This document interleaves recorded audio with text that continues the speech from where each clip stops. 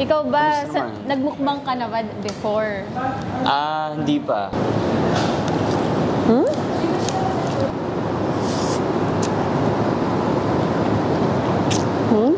Kung ikaw pagpapiliin, artista, vlogger, o maging businessman?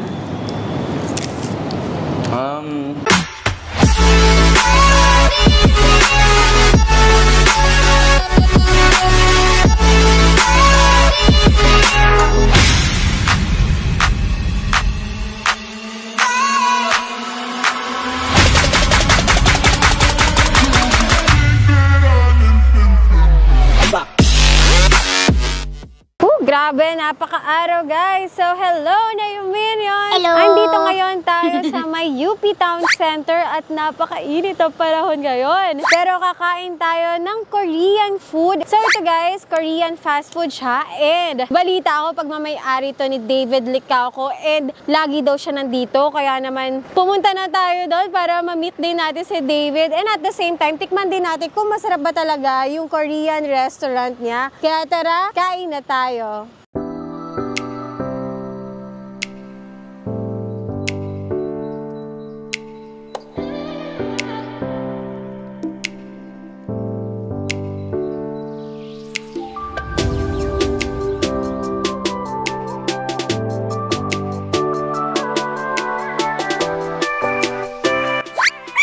Hi guys, I'm David Licauco and we are here at Kuya Korea at papatikim ko sa inyo yung best sellers namin. Ang best seller namin sa chicken, itong Korean fried chicken, as you can see.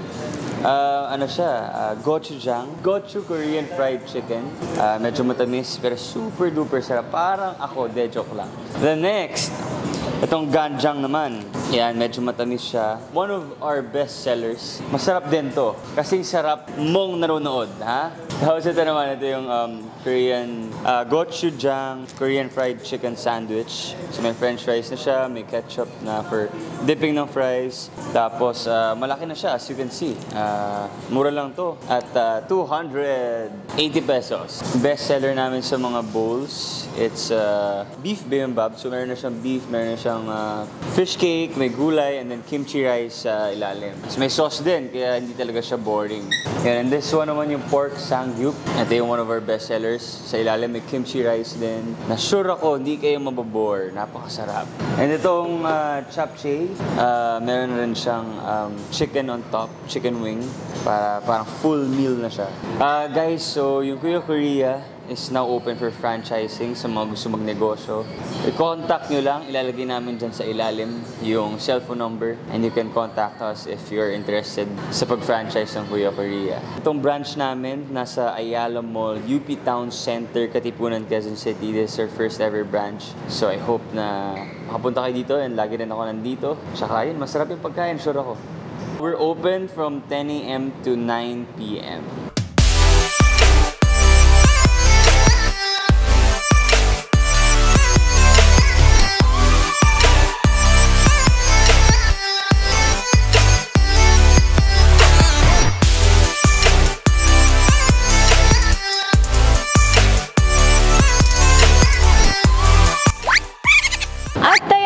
Guys, dumating na yung mga pinag-order namin dito sa Kuya Korea. Madami to. Siyempre, hindi lang naman akong kakain. Mamaya meron tayong mga kasama. Pero ngayon, tayo muna ang kumain para matikman muna natin. So, meron tayo ditong gochu chicken, ganjang chicken, pork samgyup with kimchi rice. Meron din tayong japchae. Tapos yung japchae nila guys, meron kasamang chicken. Meron din tayong bibimbap and ganjang sandwich. Ayan, kaya tara, simulan na natin kumain. Dito muna tayo sa kanilang gochu chicken.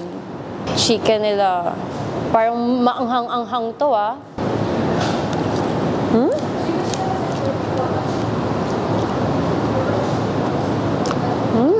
Nagulat ako guys kasi ang crunchy pa rin niya kahit nalublob na siya sa sauce ha. Maanghang siya pero hindi naman siya yung super anghang. For me, tolerable yung anghang niya kasi nagbabalance yung tamis tsaka yung anghang niya. So hindi siya naging maanghang kasi may tamis din siya eh. Tsaka ang tender ng meat, hindi dry. Japchae. Oh. Ito talaga pag Korean food, japchae. 'Di ba? Ako pag nasa Korean restaurant ako, hinahanap ko talaga japchae.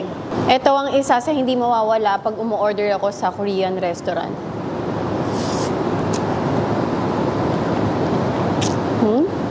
Sakto lang yung lasa ng japchae nila. Hindi siya maalat, hindi siya yung super tamis. Sakto lang.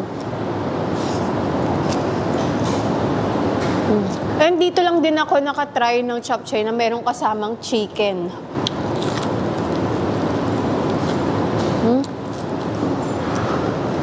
Sarap. Pwede pala yun na may fried chicken yung japchae. Bibimbap. Ayan, itong bibimbap, kailangan siyang haluin. Pero grabe, overload kasi yung toppings niya. Tingnan nyo naman. Overload na overload. Paano natin nahaluin to? Pero maganda dito, kimchi rice ba to? Kaya lasang kimchi rice siya. So parang di mo na rin ata siya kailangan haluin kasi nahalo na yung sauce dito eh. Yan. Bibimbap.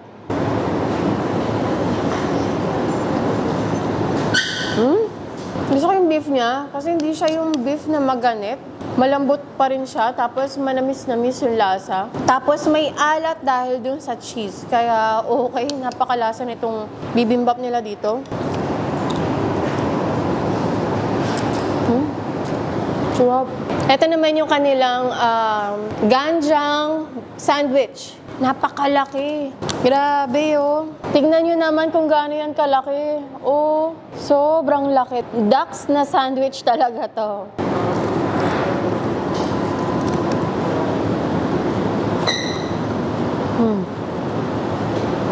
Napaka-soft ng bun.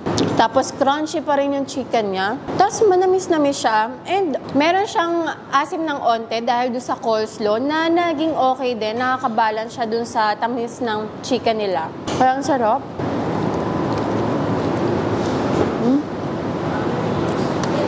Grabe okay itong sandwich nila. Itong ganjang sandwich. Tapos may kasama pang fries. Meron din tayong milk tea, panulak. Yan, may boba pa. So ito guys, tiger milk tea. O diba, meron din silang tiger milk tea dito.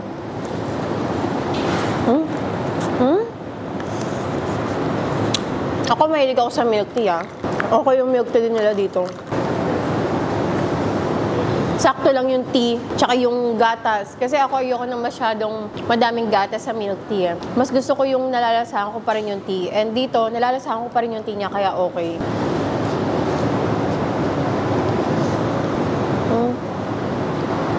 Sarap. Tawagin na natin yung mga kasama natin. So, ayan, kasama natin si David and si Manuel Olazo. Ayan. Ikaw ba, nagmukbang ka na ba before? Hindi pa. Dito pa lang. First time magmumukbang. Kasi mukbang tayo. Paano? Mukbang tayo. Wala, kain-kain lang habang nagchichikahan. Ay, paano mo pala naisip na magtayo ka ng ganito, yung Korea?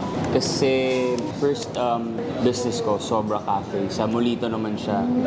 So, ito parang it came from the idea na gusto ko talaga ng business na medyo fast food, parang franchisable. Kasi wala lang. So... Pero into food ka talaga? Oo. Pero fast food talaga siya kasi pagpasok mo, wala siyang bibigay sa'yo na menu board. Pag umupo ka, dapat doon ka umorder sa counter talaga. Pipili ka doon. Meron silang signage dyan.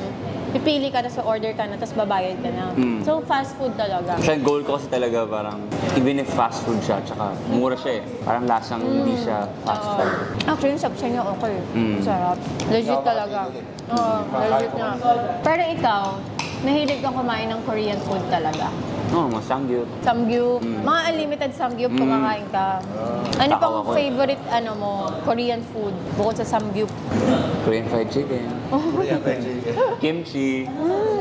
Yeah, masarap kimchi talaga. Masarap yung kimchi, fried rice. Tsaka ano siya, yung ginawa namin dito, parang hindi ko kasi yung mga iba, parang ginagawa nila na parang magmura yung cost. Parang iniiba nila. Yung quality. So parang yun yung goal ko na parang kahit mura, quality pa rin. Quality pa rin. Tama naman, di ba? Ano yung pinakauna nyong sinel na food? Nag-start muna kayo sa chicken o yung sa sandwich? Actually, kasi nakita ko lang to sa cash and carry. May nakita akong samgyup in a bowl na parang stand. Kasi naghahanap na ako ng business na franchisable. Parang naisip ko na, okay yun ah. So, I mean, lesson learned lang na kailangan mo na mas maging observant. Kasi what if like nag-cellphone ako nun? Wala akong ganito. Parang ano lang, yun lang yung parang tips ko palagi, parang to be like in the moment all the time. So yeah, from there. Palagi sa cellphone, no? Yun, di ba kasi madalas ng tao ngayon, cellphone. Puro cellphone. Wala na. Oo, di ba? Parang di ka makapag-isip. Ayun, and then from there, research and development. Turns out, yung chicken pala yung bestseller. Bestseller. Actually, masarap din nga yung chicken. Ako nag-enjoy ako din sa burger. Ang sarap ng burger. Tsaka ducks talaga yung burger nila. Laki. Oo. Ducks talaga. Laki talaga ng chicken. Tapos crunchy pa rin. Yun ang maganda sa chicken nila dito kasi kahit may sauce na siya, kahit nalublog na siya sa sauce talaga, crunchy pa rin yung balat niya. Kung ikaw pagpapiliin, artista, vlogger, o maging businessman? I think maging businessman. Businessman, mas gusto mo? Pero syempre parang, kasi like, prior to Maria Clara, hindi ko lang papanood niyo yun. Gusto ko na talaga mag-stop sa showbiz. Kasi parang mahirap i-balance yung business and yung showbiz. business. Kaya syempre, like, since Maria Clara nga, dumami yung fans, dumami yung sumusuporta sa akin. Parang sama ko naman kung like, bigla akong mawawala na lang. Parang, wala na sa Instagram. Di ba? Biglang naglahon. Oo, di ba? So, siguro kaya rin ako nag-stay because of the fans. Para sa mga fans mo. Oo, sweet naman. Gano'n ka na makatagal sa showbiz? Matagal na ba? 2017? Recent Bago lang nag-pandemic din. So, parang lumalabas, mga 4-5 years pa lang. So, sinuwerte lang ako dun sa Maracana. Pero pag business kasi, dapat tutok ka din. So, lagi ka nandito talaga? Lagi ako nandito. Everyday or hindi naman? Hindi, baka kasi ng mga Thrice a week, 4 times a week. Pag wala kang work siguro. Lagi ako nandito. Pag walang work, nandito si David. Pag walang taping. Dito rin ako nag-gym. Talaga? Tumatambay-tambay, nag-wine-wine kung saan-saan. So, kabisado mo na tong Oo, Ayala mo? memorize ko na tong UP Town. UP Town? Taga dito ka lang ba? Hindi, sa Makati ako. Layo ah. Oo, medyo malayo. Bakit dito mo nilagay yung branch? Kasi nung pandemic, super frank kung magsalita. Anyway, sabi sa akin pandemic, libre daw yung renta dito nung first year. We? Oo, Totoo? so sabi ko, parang okay libre yung renta. Hindi natin nabalitaan yun, Oo, ganun. So, nainganyo ako. So, Libre nga. Totoo ang balita. libre for the Kasi wala pa tao masyado nun eh. Oo, yun na nga na. Kasi ito ka risk na kahit pa paano nag-pay off. Oo, tsaka nung in-open ko to, paubos na yung pera ko kasi pandemic. Nung pagka-open ko dito, ang laman na ng bangko, parang 30K. Ha? Oo, ubos na. Kaya kasi wala pang Maria Clara doon. Oo, wala pa man Wala kang work. So lahat ng kinita ko sa showbiz, talaga nilagay ko talaga dito. So parang malaking risk siya. In-all out mo. In-all out Baga. ko May, di ba ngayon yung pinag-uusapan natin dati, nung nakaraan, pag nagnegosyo, parang may tao na sila yung nag-all out ng pera nila. Ikaw yun. Oo, in-all out ko talaga siya. Kasi nakakatakot, like parang... Pero yun nga daw yung di ba? Pag in-all out mo, dun pa yung mas naging okay. Oo, kasi mas mas maging hands-on ka. Knowing na wala Hindi mo papabayaan eh, kasi yun na yun eh. Oo, kung wala to, di ubus na ako. Wala na akong Ang galang. Galing na. Kaya tayo katuturan kay David ah. So, sobrang okay talaga ng food. I was, ito lang, sobrang hindi ko naman in-expect na parang ganito yung lasa. Hindi kasi ako ganun ka sobrang fan ng Korea. Kumakain ako Korean food, pero hindi ako ganun ka-fan. Yung mga pagkain mo dito, parang mas nagustuhan ko siya kaysa sa mga talagang Korean. Oo, parang ganun. Ganun yung, bilhin kasi ako sa fast food, tapos Korea, tapos parang minix. So, ako mahilig ako sa Korean food talaga. Kahit sa Korean series, nanonood ako, gusto ko kumakain ng Korean food. Ganon. Parang yun yung gusto kong ginagawa lagi. Habang nanonood ako ng Korean series sa Netflix, kumakain ako ng Korean food. Parang okay nga na idea yun. Masarap. Parang okay i-market yung gano'n. Yeah, mas enjoy kasi kumain ng gano'n eh. Pag nanonood ka, parang feeling mo doon ka na rin. Di ba? So, yun nga guys, i-end ko na yung vlog natin for today's video. Again, sa mga gustong makatry dito sa kinainan namin, dito sa Kuya Korea, located to dito sa... Ayala Malls, UP Town Center. Nag-open ng... Open time, 10 a.m. to 9 p.m. Ayun. At makikita niyo rin si David dito pag wala siyang work. Yes. So there you go guys. Thanks guys again for watching. At kung hindi ka pa nakakapag-subscribe, please subscribe to my channel at para updated kayo sa mga videos na i-upload ko, tap the bell icon. So see you guys again. Bye!